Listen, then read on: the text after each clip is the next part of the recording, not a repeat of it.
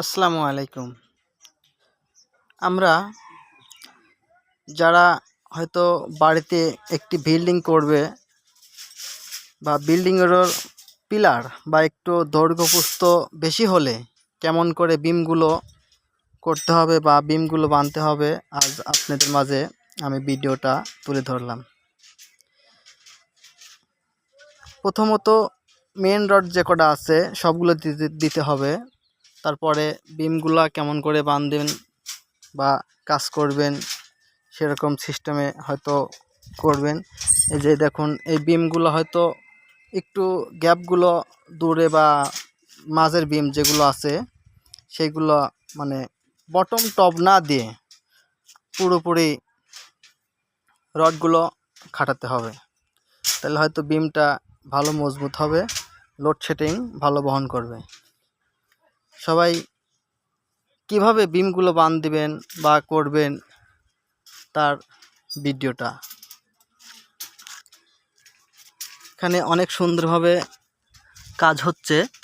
যারা কাজ করবেন বা বিমগুলো বাঁধা দেখবেন, এভাবে কাজগুলো করতে পারবেন।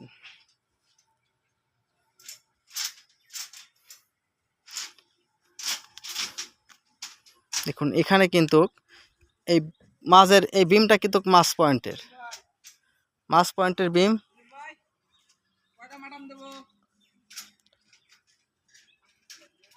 মাছ পয়েন্টের বিম দেখুন, হয়তো একটু দৈর্ঘ্য-প্রস্থ একটু বেশি থাকার কারণে এখানে দেখুন কিভাবে রডগুলো দেওয়া হয়েছে বা বাঁধা হয়েছে।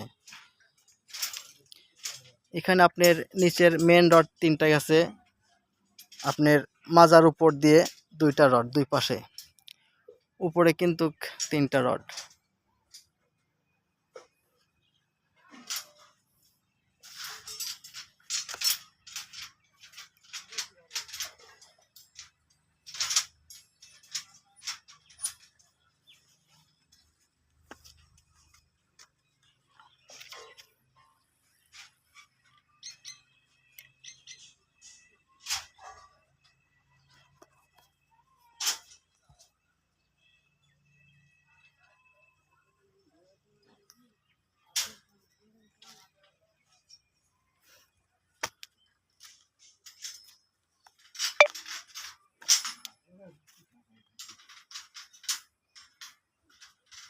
মিস্ত্রিরা কিভাবে কাজ করতেছে সেটাও কিন্তু দেখা যাবে।